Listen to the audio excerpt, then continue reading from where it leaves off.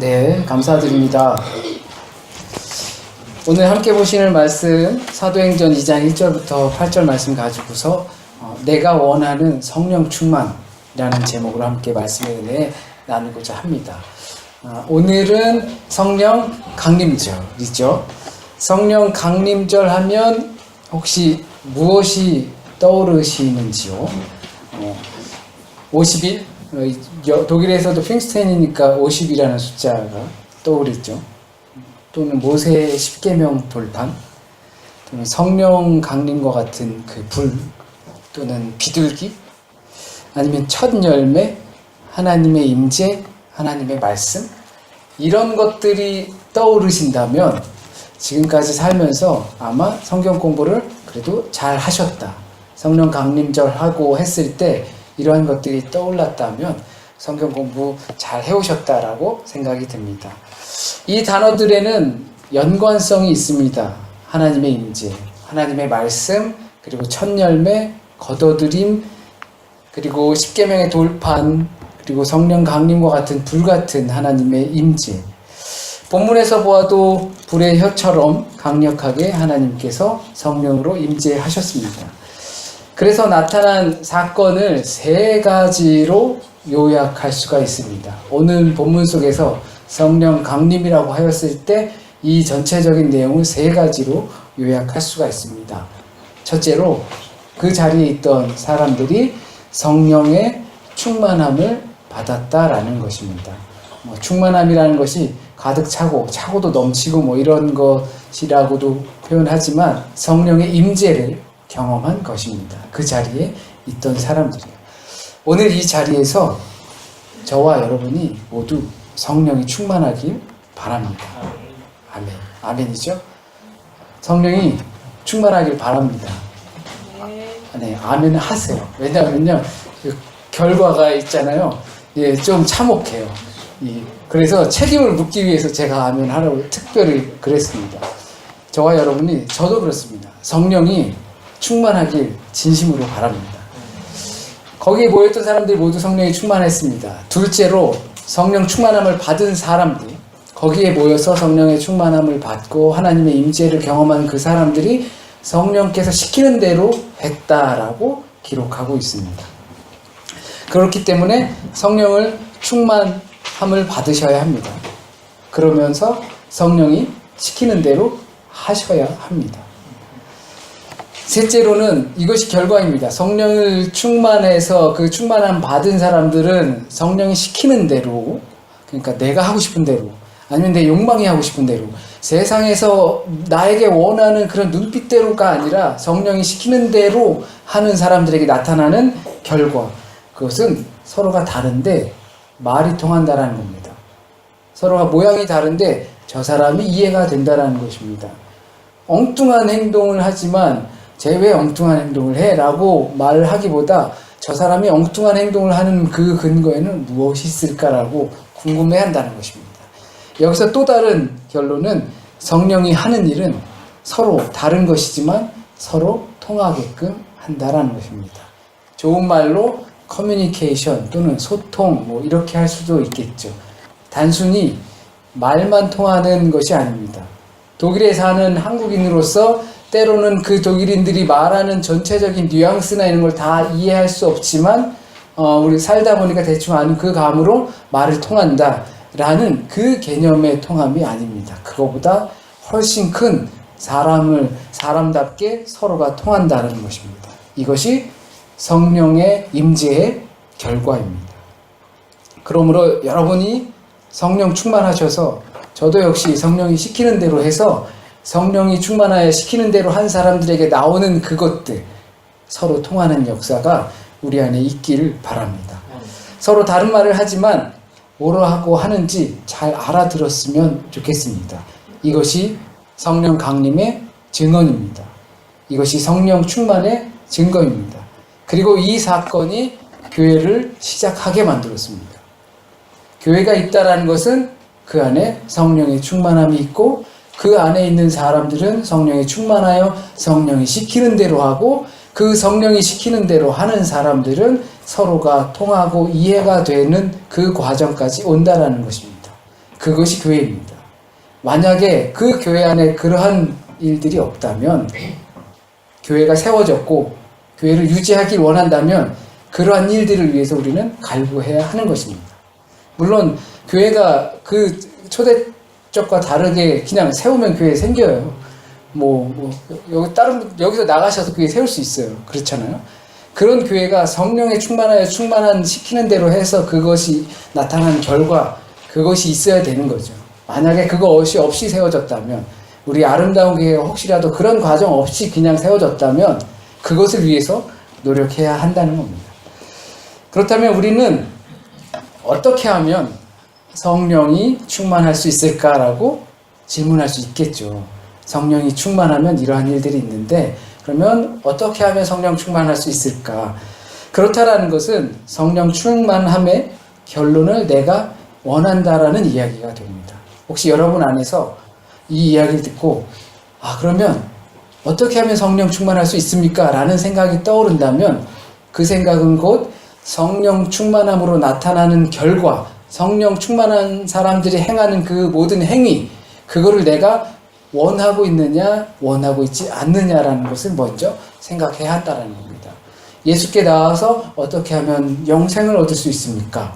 라고 했던 사람들이 정말로 영생을 얻기를 원했다면, 그랬다면 영생을 얻기 위한 그 노력이 어떤 것이든 필요하다는 것을 알고 질문했어야 한다는 거죠. 정말 그것을 원하지 않았기 때문에 그냥 떠보는 과정이기 때문에 영생을 어떻게 하면 얻습니까? 제가 율법은 다 지킵니다. 라고 떠보는 과정밖에 되지 않습니다. 그렇기 때문에 먼저 우리가 질문해야 할 것은 어떻게 하면 성령이 충만합니까? 가 아니라 성령 충만함의 결과를 내가 원하는가 스스로 질문을 해야 합니다. 내가 저 사람이랑 통할 수 있을까? 그리고 저 사람이랑 내가 통하고 싶어 할까? 라는 질문을 먼저 던져야 한다는 거죠.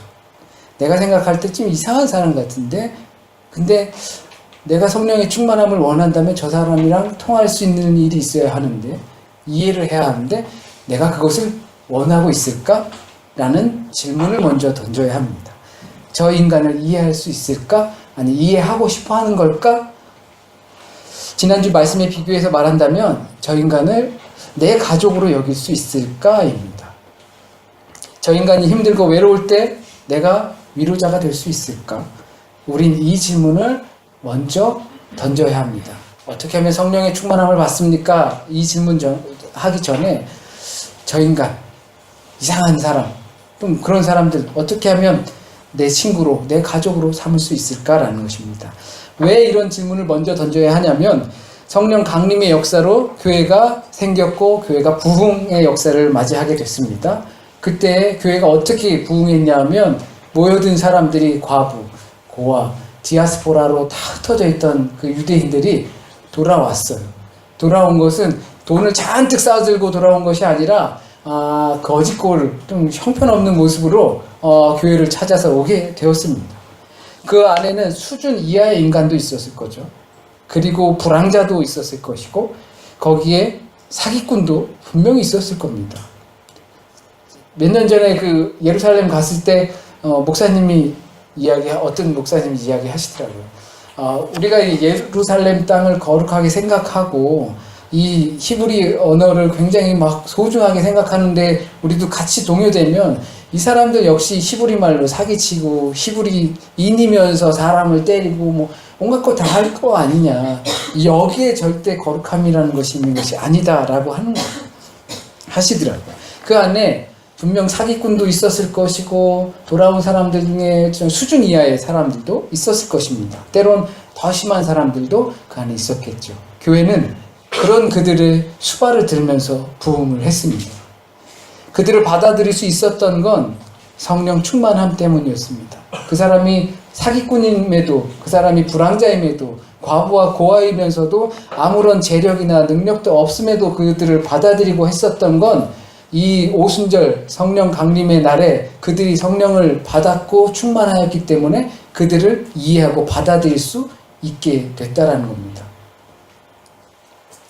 그러나 지금 성령이 충만하면 그런 일이 나타나야 한다는 것을 아는 이 시점에서 그 사람들은 몰랐어요. 모르고 성령이 충만해져 버렸어요. 그러니까 막 그 가나안이고 뭐 어디고 막 각자 다른 사람들 말을 하는데 말이 통해 버렸어요.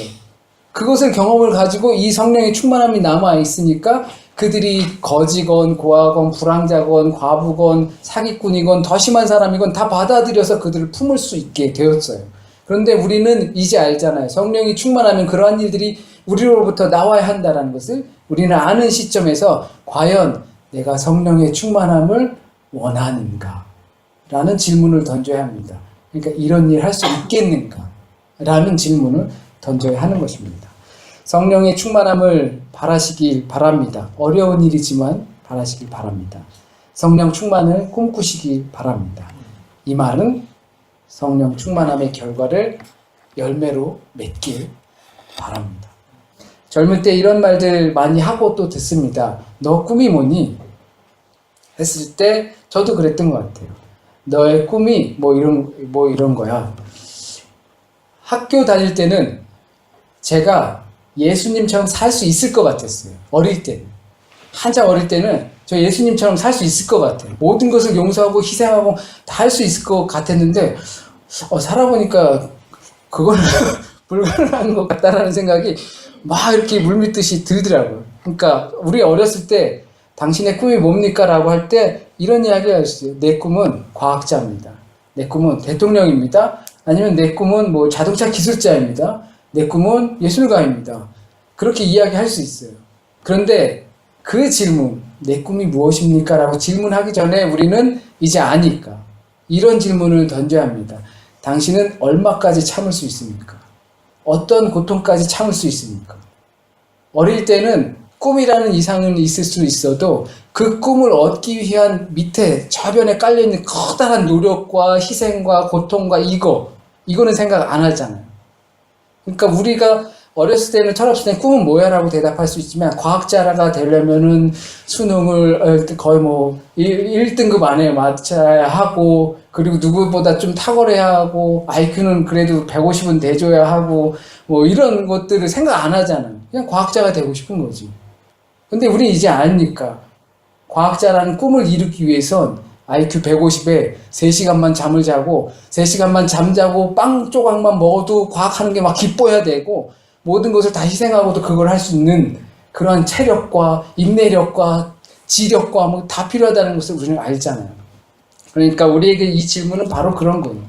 너희가 성령 충만함을 받길 원한다면 그런다면 우리에게 성령 충만함이라는 어떤 판타지적인 그것을 떠올릴 것이 아니라 우린 이제 아니까 성령 충만한 사람들은 어떤 일을 하는지 아니까 하나님이 세상을 사랑하셔서 독생자 아들 예수 그리스도를 우리에게 보내주셨다는 것을 아니까 우리는 그러한 질문이 아니라 내가 얼마나 더 희생해야 하는가 얼마나 더 갈고 닦아야 하고 얼마나 더 고통을 참아야 하고 얼마나 더 헌신을 하며 어떤 사람까지 내 가족으로 삼을 수 있는가라는 것을 스스로 생각해야 한다는 거죠. 그래야지 그것이 성령 충만함에 대한 질문이 될 수 있습니다. 교회 생활 또는 교인이 되거나 신앙인이 되는 것은 어떤 교제의 일부분일 수도 있습니다. 왜냐하면 이미 교회는 세워졌고 거기에 사람들이 모인 것이 지금의 교회이기 때문입니다.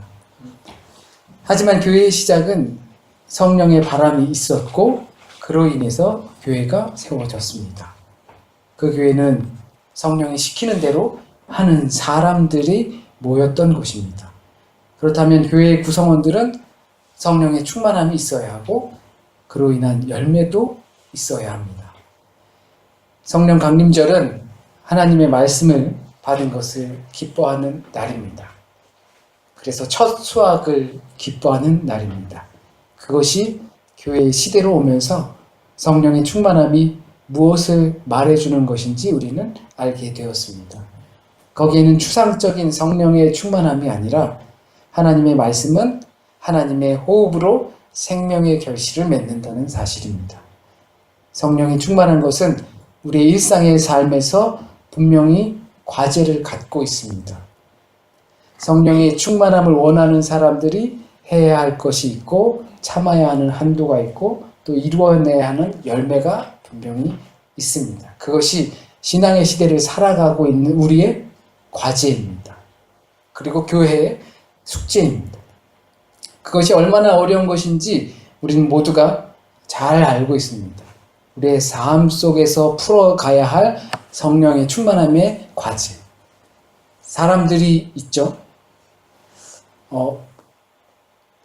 핑계를 좀 댑니다. 어떤 핑계냐 하면요. 어쩌면 저 같은 사람에게도 너 핑계 대는 거야 라고 말할 수 있을 겁니다. 뭐냐면 공부를 하다가 공부가 어려우니까 그 어려운 공부를 접어버리고 편한 교회를 한 것 아니냐, 목회를 한 것 아니냐, 그렇게 말할 수 있어요. 끝까지 참고서 했어야지 라는 핑계를 너 그거 핑계야 라고. 저는 하나님의 소명을 받고 했다고 하지만 야, 너 그거 환상이고 너 다 핑계야 라고 충분히 할 수 있다라는 것입니다. 우리가 뭔 일을 할 때 여러분의 꿈을 위해서 노력을 할 때도 제일 먼저 하는 것들이 설명을 해요. 내가 하는 건 말이지 되게 어려운 거야. 이거 아무나 못하는 거 되게 어려워. 이거 진짜 어려워. 막 설명을 해요. 왜 그럴까요?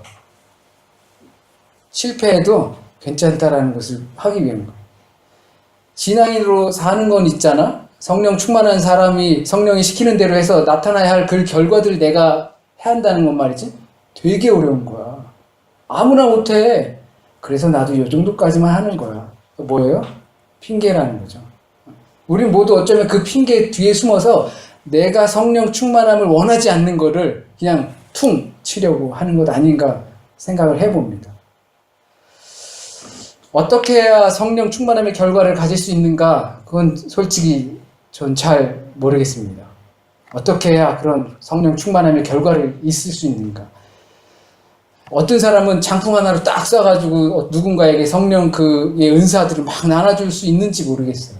하지만 저는 적어도 없습니다. 어떻게 해야 되는지도 모르고, 다만 제가 드릴 수 있는 비법이라고 하는 것은 성령의 충만함으로 나오는 결과가 내게도 나올 수 있도록 견디고 될 때까지 하라는 겁니다. 그것이 꿈이 되고 그것이 내 미래가 되기를 바라는 것입니다. 어떤 고통이 따른다 하더라도 그것을 내가 참아야겠구나. 성령 충만함의 결과를 위해 우리의 삶이 바쳐지기를 바라는 겁니다. 그것이 내 희망이 되는 거고 소망이 되는 거고 내 미래가 되는 것입니다. 그것을 위해서 굵은 쇠봉이 바늘이 될 때까지 계속 갈고 또 갈고 닦고 하는 것입니다. 물론 성령 충만함으로 나타나는 은사도 있을 것이고 성령의 열매도 있을 것이고 어떤 성령 체험이나 종교적인 영적인 체험을 하는 것도 분명히 있을 것입니다.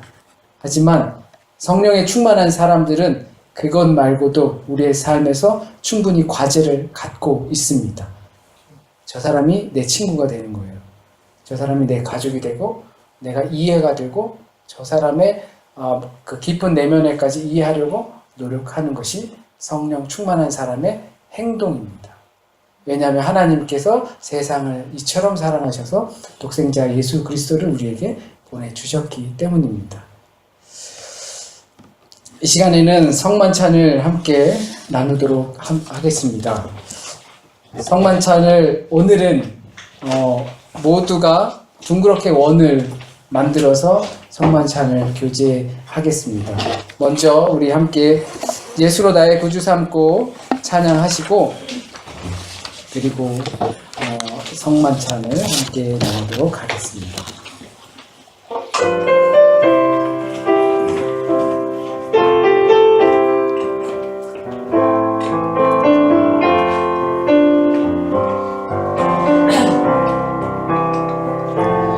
예수로 나의 구주 삼고 성령과 피로써 거듭나니 이 세상에서 내 영혼이 하늘의 영광 누리리라. 이것이 나의 간증이요 이것이 나의 한 손을 세